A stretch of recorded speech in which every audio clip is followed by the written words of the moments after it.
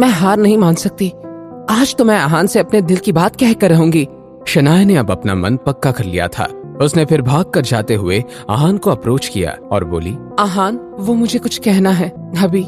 I'll miss you। Shanaya ने अपनी feelings की बात को टालकर ये बात बोली। शनाया की बात सुनकर आहान को बहुत अच्छा लगा। उसने मुस्कुराते हुए शनाया की बात का जवाब दिया, I'll miss you too। अपना ख्याल रखिएगा। उसने इतना कहा और रॉकी के साथ बाहर चला गया। दोनों जल्दी से स्टेशन पहुंचे और टिकट लेकर ट्रेन में चले गए। आहान खिड़की की तरफ और रॉकी उसके साथ वाली सीट पर बैठ गया। जब ट्रेन एक स्टेशन पर आ रुकी, उनके कंपार्टमेंट्स में एक अधेड़ उम्र का आदमी आकर बैठा, जिसने काले रंग का सूट पहना था। कुछ ही देर बाद एक खूबसूरत लड़की जो ऊपर से नीचे तक एक ब्रांडेड कपड़ों में थी, उनके कंपार्टमेंट में आई। उस लड़की का नाम आलिया शर्मा था और उसने जैसे ही अपने टिकट पे सीट नंबर चेक किया, उसका मुंह बन गया। उसकी आंखों में घमंड साफ दिख रहा था। उसने सूट वाले आदमी को इग्नोर करते हुए आहान की तरफ देखा और बोली, Hey, you changed the seats with me। आहान ने उस लड़की की बात को अनसुना कर दिया और बाहर ही देखता रहा। ये देखकर वो लड़की चिढ़ गई। क्या आप में तमीज नाम की चीज नहीं है? क्या आपको ये पता नहीं कि लड़कियों के साथ जेंटलमैन की तरह कैसे बिहेव करते हैं?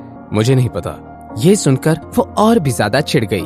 वो जैसे ही कुछ बोलने लगी, सामने बैठे उस अधेड़ उम्र के आदमी ने कहा, आप इतनी खूबसूरत हैं, आपको ऐसे लोगों से बहस नहीं करनी चाहिए। मैं आपके साथ सीट बदल लेता हूँ। आइए, आप यहाँ बैठ जाइए। कोई जरूरत नहीं है। फिर तुम कहाँ बैठोगी? तुम ऐसे खड़ी तो नहीं रह सकती। आपको उससे कोई मतलब नहीं होना चाहिए। फिर वो रॉकी के सामने वाली सीट पर जाकर बैठ गई। मेरा नाम दीपक खन्ना है। तुम्हारा नाम क्या है? Shut up. क्या आप मनाली पढ़ने जा रही हैं? मनाली की यूनिवर्सिटी बहुत अच्छी है। मेरी वहाँ बहुत पहचान। आपकी पहचान से मुझे कोई लेना देना नहीं है मिस्टर। अगर हमारी दोस्ती हो जाए तो तुम्हारा फायदा ही होगा। कोई भी परेशानी हो, मैं तुम्हारी मदद करूंगा। अगर कभी तुम्हें पैसों की जरूरत हो तो बस मुझे फोन कर लेना। आप अपने आप को समझते क्या हैं? आपको क्या लगता है कि कुछ पैसों के लिए मैं आपसे दोस्ती करूंगी? मेरे पास खुद बहुत पैसा है, इसलिए मुझे आपसे लेने की कोई जरूरत नहीं है। आलिया ने दीपक की बेइज्जती करते हुए कहा। अब ये सब सुनकर दीपक भी चुप हो गया। उधर आहान को भी ये सब फनी लग रहा था। वो समझ चुका था कि आलिया को हमेशा उसके परिवार ने पलकों पर बैठा के रखा था। आहान ने रॉकी की तरफ देखा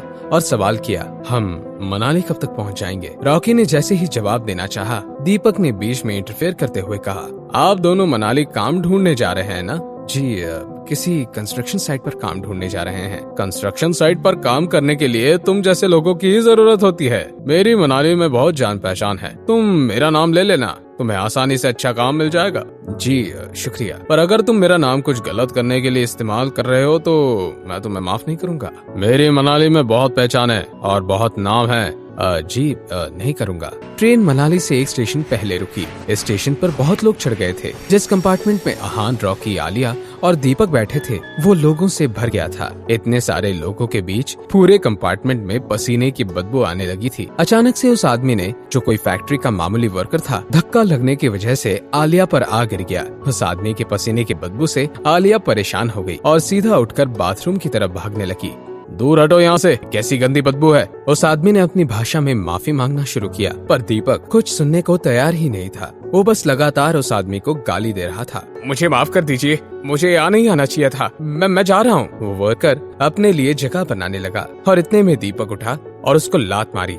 आहान कुछ पता करे उससे पहले ही रॉकी ने दीपक को पकड़कर रोक लिया। दीपक रॉकी पर हाथ उठाना चाहता था। वो चाहकर भी रॉकी का हाथ अपने ऊपर से हटा नहीं पा रहा था और उसका मुंह साइड टेबल पर जाकर लगा। मैं बताता हूँ तुम्हें, मेरा आदमी तुम्हें नहीं छोड़ेगा। जैसे ही तुम मनाली स्टेशन पर उतरोगे, वो तुम्हें बहुत मारेगा। इतने में आलिया वापस आ गई। वहाँ की हलचल देखकर वो समझ गई थी कि वहाँ जरूर कुछ कांड हुआ है। दीपक लगातार रॉकी को धमकाता रहा। ये देखकर उस फैक्ट्री वर्कर को बहुत बुरा लगा। साहब जी, आप इसे माफ कर दीजिए, नादान है, इसे कुछ पता नहीं है। तुम बीच में बोलने वाले होते कौन हो? चुपचाप यहाँ से चले जाओ, वरना मेरे आदमी तुम्हें भी नहीं छोड़ेंगे। जी साहब, मैं अभी तुरंत चला जाता हूँ। रुक जाओ रॉकी, ये सीट इन्हें दे दो। जी भाई। नहीं, ये यहाँ नहीं बैठ सकता। क्यों? ये सीट आपकी है। ये सीट तुम्हारी भी तो नहीं है, तुम्हारे दोस्त की है। तुम अपनी सीट दे दो। इतना ही स्मार्ट बनना है तो। लेकिन वो वर्कर मेरे सामने नहीं बैठेगा। कोई परेशानी नहीं है बेटा, मैं यहीं खड़ा हो जाऊंगा। नहीं अंकल, आप यहाँ आकर बैठिए। और वहाँ से खड़ा होकर उस आदमी को अपनी सीट पर बैठा दिया। इसे यहाँ बैठा कर तुमने सही नहीं किया। अब मनाली स्टेशन पर उतर कर मैं बताता हूँ तुम्हें। अब अगर तुमने एक शब्द और कहा तो मैं तुम्हें इस ट्रेन से उतार फेंकूंगा। तुम मुझसे ऐसे बात नहीं कर सकते। मेरी मनाली में बहुत पहचान है। मैं इस बात का ध्यान रखूंगा कि तुम्हें कोई काम न मिले। रख लेना, और तुम्हें जो उखाड़ना है उखाड़ भी लेना, पर बस अपनी जुबान बंद रखना। कुछ देर बाद जब दीपक खन्ना का फोन बजा तो सामने से आवाज आई, सर हम स्टेशन पहुंच गए हैं। वो कौन लड़के जिन्होंने आपको परेशान करने की हिम्मत की? हम उन्हें छोड़ेंगे नहीं। बहुत बढ़िया, मैं बस पहुंचने ही वाला, फिर तुम लोग इनकी खैर लेना।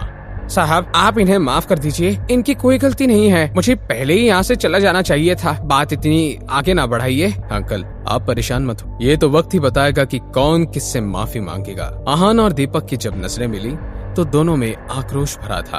आखिर कौन किस पे भारी पड़ने वाला था? मनाली स्टेशन पर अब क्या होने वाला था? क्या सच में दीपक कोई बड़ा आदमी है? अब इस सिचुएशन में आहान और रॉकी कैसे बचेंगे? जानने के लिए देखिए अगला एपिसोड सिर्फ पॉकेट एफएम के यूट्यूब चैनल पर, और सीक्रेट अमीरजादा के सारे एपिसोड्स को सुनने के लिए डिस्क्रिप्शन में दी हुई लिंक से डाउनलोड कीजिए पॉकेट एफएम ऐप।